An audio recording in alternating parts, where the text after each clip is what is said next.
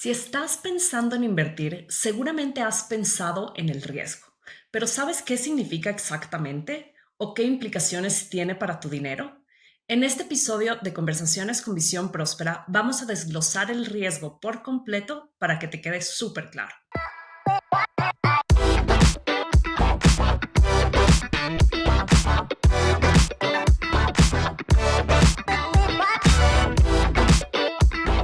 Hoy día vamos a hablar todo acerca del riesgo y realmente entender cómo se manifiesta en diferentes áreas y muchas veces nos encontramos con el concepto de riesgo de ciertas maneras y hoy día vamos a entender un poco más todas estas facetas.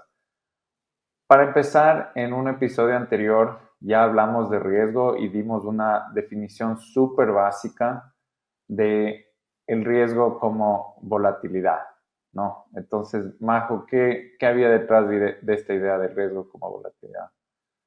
Yo creo que es importante que todos nos acordemos que cuando pensamos en riesgo pensamos en una volatilidad negativa. De que si yo invierto o si yo hago el riesgo, la asociación que tenemos muchísimas personas es que es algo negativo. Pero la verdad es que cuando hablamos de volatilidad, hablamos de picos bajos al igual que picos altos. Es decir, que los resultados que puedes obtener son o bajos o altos. Y entre más alto el riesgo, significa que esa amplitud entre lo más bajo y lo más alto, pues se vuelve muchísimo más grande. Ujú. Buenazo, sí, y creo que eso es como una definición un poco más técnica y que cubre un montón del concepto, pero bueno, en nuestra vida real no siempre se ve así o no siempre lo entendemos así. Eh, pero bueno, algo que vale recalcar es que si no tomamos algo de riesgo, si no hay la posibilidad de el resultado negativo, tampoco va a haber la posibilidad del resultado positivo. Entonces ahí pensemos en nuestra cuenta de ahorro, puede ser súper seguro y dejamos el dinero ahí toda la vida y puede ser que eso esté bien, pero no es que ese dinero se va a multiplicar, se va a transformar, no va a crecer. Entonces es un poco un mal necesario. Um, pero bueno, hoy vamos a hablar de 5 formas en que el riesgo se manifiesta en nuestras vidas financieras y entenderlos más a detalle. Entonces, la primera forma en la cual a veces nos encontramos con el riesgo es este miedo de la pérdida total, ¿no? Un poco eso es lo que hablaba Majo y es la posibilidad de que pierdas todo tu dinero, básicamente. Es lo que más asociamos con riesgo y creo que muchas personas cuando pensamos en una inversión, pensamos ese como el resultado menos deseado, ¿no? Entonces, te compras un apartamento para invertir y luego está en una zona que no está tan buena, no se puede vender y es como pierde su valor. O inviertes todo tu dinero en cripto y es una estafa y pierdes todo, ese es el miedo. O sea, lo entendemos como riesgoso porque entendemos que podemos perderlo todo, básicamente. Totalmente. Y yo creo que, o sea, es muy común en el mundo este pensamiento, nada más de la palabra, ¿no? Uno habla de riesgo y uno dice, no sé, salir a escalar montañas lleva un riesgo de salir lastimado. O sea, siempre Mm. vemos en nuestra sociedad y en las conversaciones el riesgo como algo negativo y por eso yo creo que nos da tanto miedo estas pérdidas totales. Como yo les conté alguna vez que a mí al principio cuando empecé a invertir, yo había salido, o el mundo había salido de la crisis financiera del 2008 y entonces en mi mente estaba, o sea, riesgo y inversión y todo esto es pérdidas totales, es que se caiga Mm. todo el mercado, es que haya crisis. Pero sí, esta es solo una de las muchas partes eh, del riesgo que hay.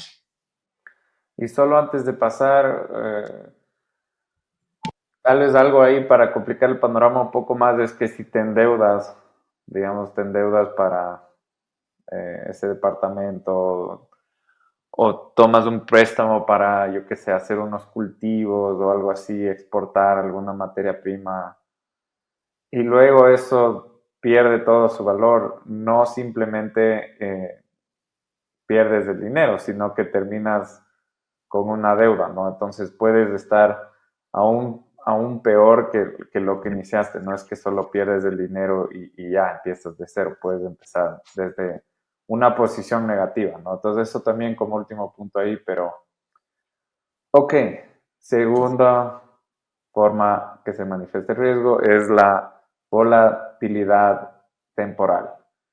Esto quiere decir que nuestras inversiones, el valor de nuestras inversiones fluctúa en el tiempo. A veces suben, a veces bajan, dependiendo en lo que estamos. Hay mercados mucho más volátiles, pero puede ser que hasta por un cambio de la moneda, puede ser que por la inflación, puede ser em, porque algún producto entre en boom y suba su valor y luego se devalúe. Hay muchas razones, pero en general las inversiones pueden, eh, el valor de las inversiones puede fluctuar en el tiempo, ¿no? Entonces, eso hasta ahí está bien, pero el riesgo aquí recae con la temporalidad. Es decir, que tú haces una inversión y en el momento exacto en el que necesitas el dinero, justo está más bajo de lo que esperabas y ahí resulta que tienes menos dinero y te complica tu panorama y todos los planes que tenías, básicamente. Totalmente. Y yo creo que este no es necesariamente un riesgo o un tipo de riesgo en el que pensemos, pero sí, o sea, el mercado está cambiando todos los días, todo el tiempo, para todo tipo de bienes, o sea, desde inversiones en un índice o en cualquier cosa, o inversiones alternativas como un apartamento, un negocio, puede cambiar, un momento está bien, un momento está mal. Uno busca algo que tenga una tendencia positiva. Ujú.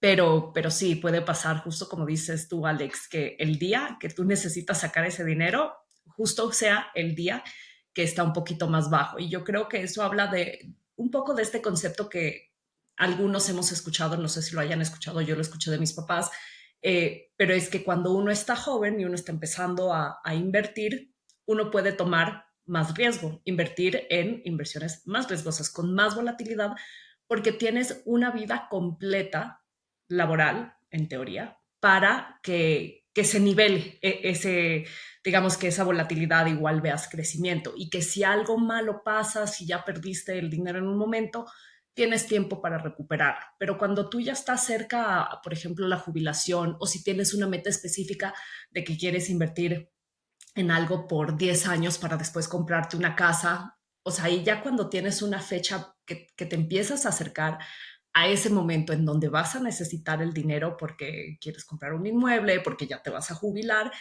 tal vez en ese momento deberías tomar menos riesgo, ver menos crecimiento seguramente, pero saber que hay un poquito más de seguridad en el día que llegue que necesites el dinero, no tengas necesariamente pérdidas. No sé qué opinas tú de eso, Alex. Sí, totalmente. Ese es como el ciclo de vida, la inversión en función de un ciclo de vida. Entonces, creo que eso es una idea súper poderosa. Um, pero sí, aquí el riesgo es exactamente ese timing, ¿no? Entonces, tener una inversión prevista para un cierto momento y que eh, por una circunstancia no anticipada, justo el dinero no esté disponible y eso es una forma de riesgo, ¿no? Entonces, cuando la gente habla de hacer una inversión que es riesgosa, está atada a la volatilidad y eso genera esa ansiedad de si es que vas a poder o no lograr tu meta um, a través de esa inversión. Y ahí el riesgo es un poco el timing, ¿no? Mm. Ok. Tercer riesgo, este lo hemos hablado bastante en el canal, si es que ya nos siguen, pero es la asimetría de los retornos. ¿Ok?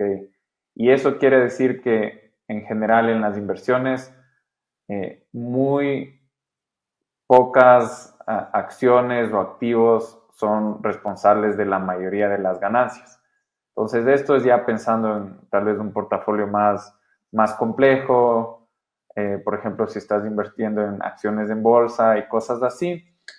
Eh, Hay estudios que, por ejemplo, muestran que el retorno de la bolsa en Estados Unidos depende de cómo veas el periodo, la muestra y todo, va del 8 al 12% en retornos anuales. Ok, súper bien, constante y todo lo demás.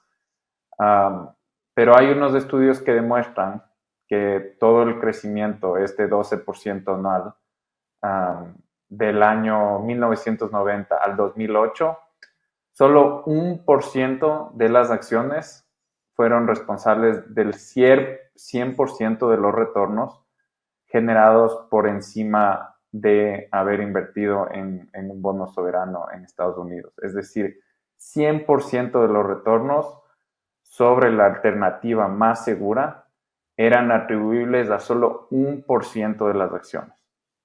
Entonces, imaginen eso. Si es que te pierdes ese 1%, te pierdes el 100% de los retornos, más o menos. Ese es el punto en general. Entonces, eso se ve en muchas áreas de las inversiones.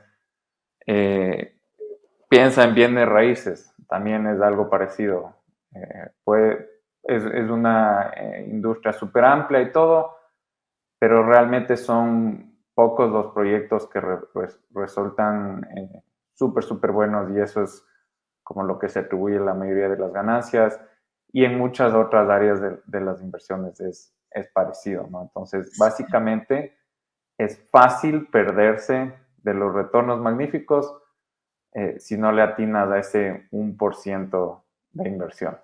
Y yo creo que esto pasa mucho justo cuando inviertes como en un solo activo o en pocos activos o te decides como invertir, no sé, hay personas, yo he escuchado a gente decir como, no, es que yo compré acciones en Apple porque sé que Apple va a crecer o en Microsoft, no sé qué.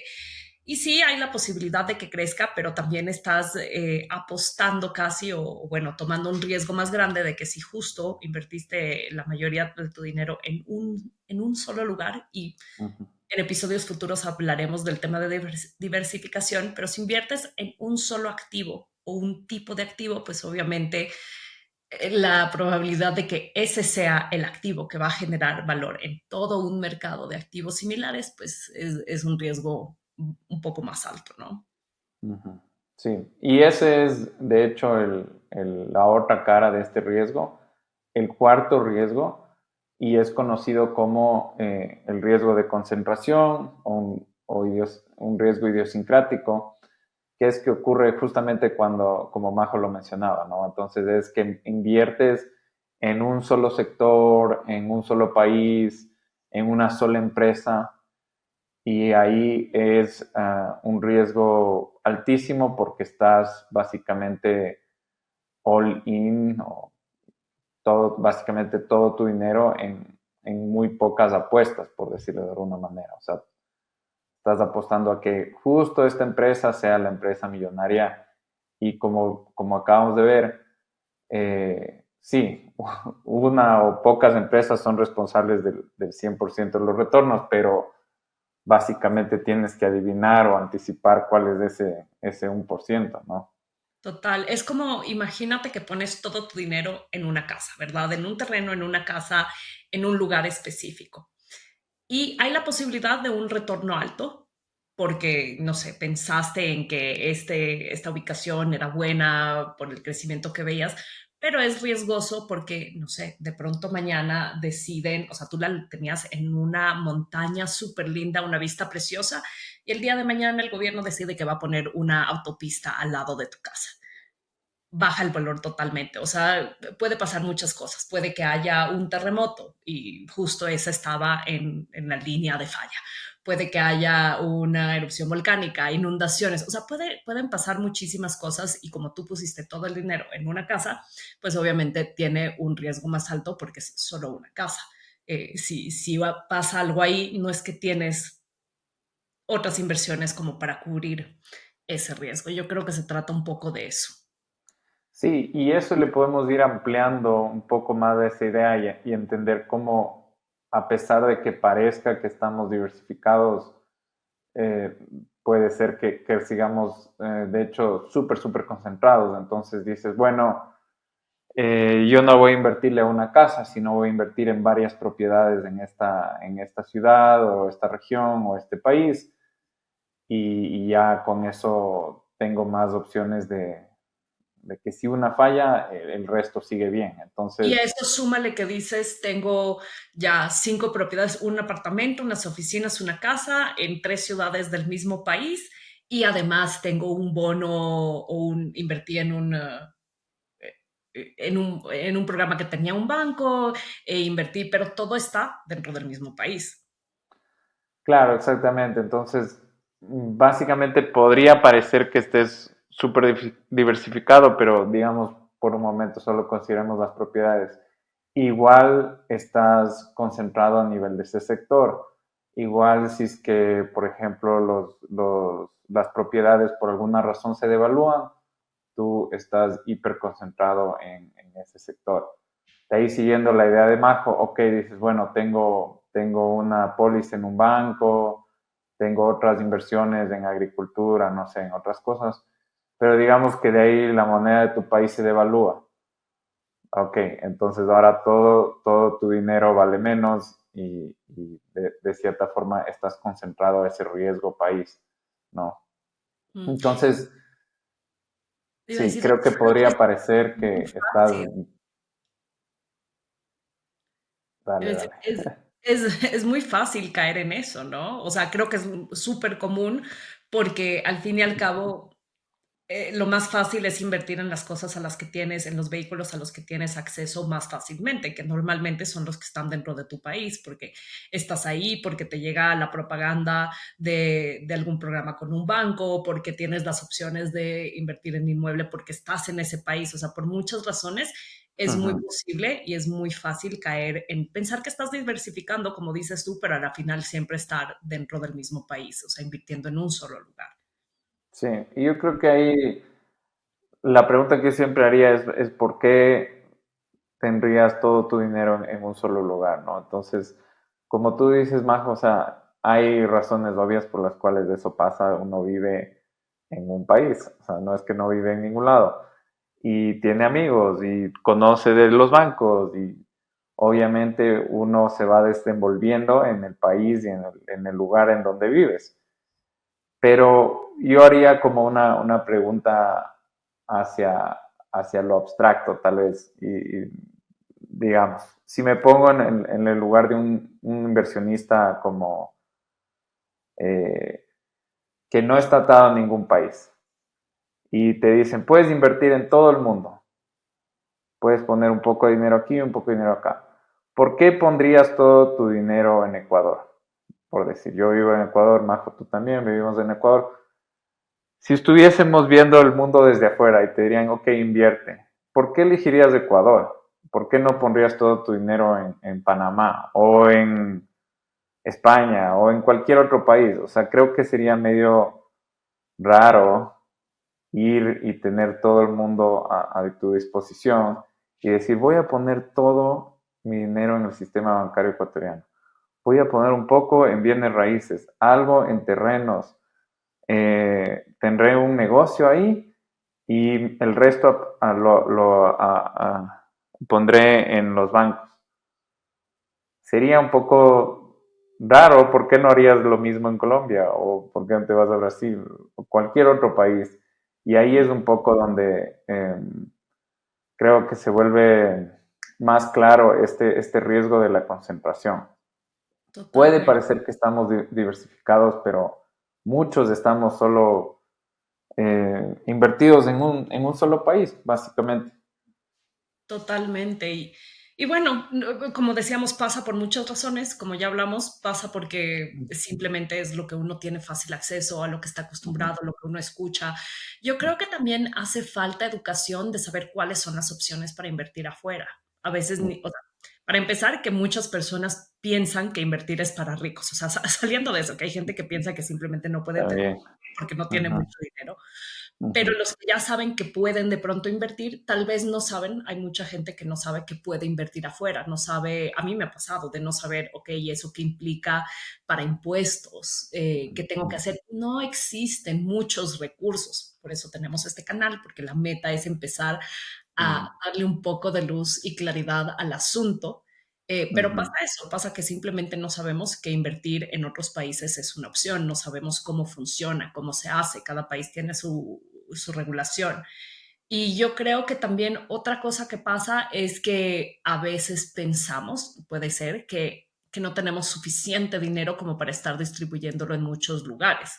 O sea, ujú. si yo tengo inversiones acá en Ecuador, tal vez me alcanza solo para tener un par de inversiones más pequeñas acá y no necesariamente para abrir una tercera inversión en otro país, porque sería un monto muy bajo. Ujú. Sí, sí, o sea, creo que tiene mucha fuerza lo que dices porque hay obvias razones por la cual la gente no lo hace, no invierte de forma diversificada a nivel global. Si fuese tan fácil, la mayoría ya lo haría, pero ¿por qué no ocurre eso? Y sí, mucho es la falta de conocimiento, pero también creo que es un ejercicio mental súper difícil decir como, voy a hacer esta cosa abstracta, ponerlo afuera, no entiendo bien la regulación, o sea, es complejo, ¿no? Y por eso estamos aquí, para un poco poder mostrarles un camino distinto y darles la confianza para que puedan tomar esas decisiones si así lo quieren, ¿no? Pero bueno, ese sería el cuarto riesgo, la concentración. Y el último riesgo, que un poco ya lo mencionamos igual, sería el riesgo de inflación. Básicamente, esto es algo que muchos de nosotros lo vivimos en Latinoamérica y es básicamente el incremento de precios, ¿no? Que la vida se vuelva más costosa, o que nuestra moneda básicamente pierda valor. Y esto a muy corto plazo significa que nuestra calidad de vida disminuye, pero ya si lo vemos como en un horizonte mayor, esto quiere decir que nuestras inversiones pierden su valor, ¿no? Y como decía Majo, si tú estás invirtiendo a lo largo de tu vida, tienes mucho tiempo para recuperarte. Si eres joven, la inflación fluctúa y todo lo demás.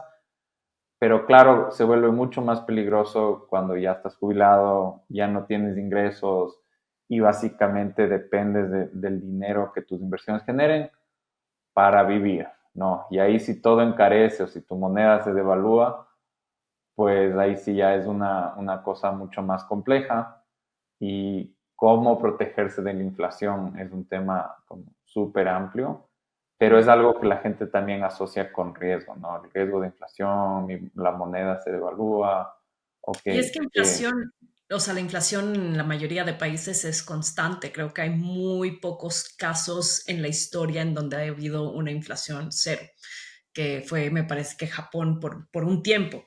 Pero de resto, la inflación siempre está ahí. Lo que pasa es que hay momentos en donde está más controlada y moderada y normal, y el resto ujú, del tiempo puede que pase algo como lo que ha pasado en muchos países, no solo de Latinoamérica, sino a nivel global, en ujú. África, en Asia, en muchos lugares se ha visto en donde crece descontroladamente. Y claro, es un riesgo al que uno se tiene que preparar. Con todos estos riesgos, yo creo que uno simplemente los tiene que tener, o sea, tiene que hacer conciencia de que existen, de Ujú, que no necesariamente son malos, todos tienen el lado negativo, pero que sin ellos igual no existiría el lado positivo de hacer dinero y simplemente tenemos que aprender a manejar esos riesgos de la mejor manera posible para mitigar las pérdidas y ojalá mantener más bien ganancias.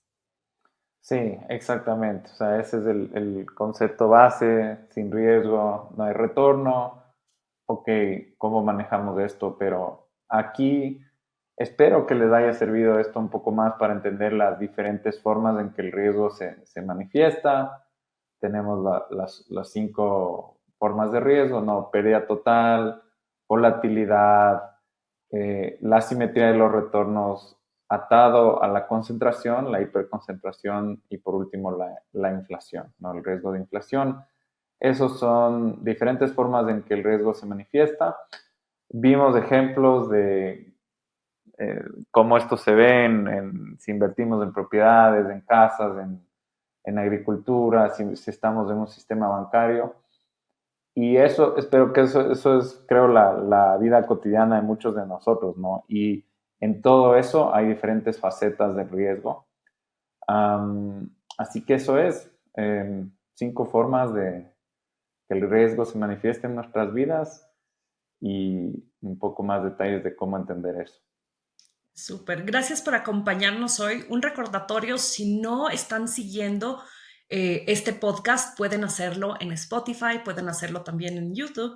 También pueden seguirnos en Substack, en donde publicamos todas las semanas un newsletter con información sobre finanzas y sobre inversiones. Y también estamos en Instagram. Entonces nos pueden buscar como Visión Próspera en todas estas plataformas y darnos un like. Súper, nos vemos la próxima semana.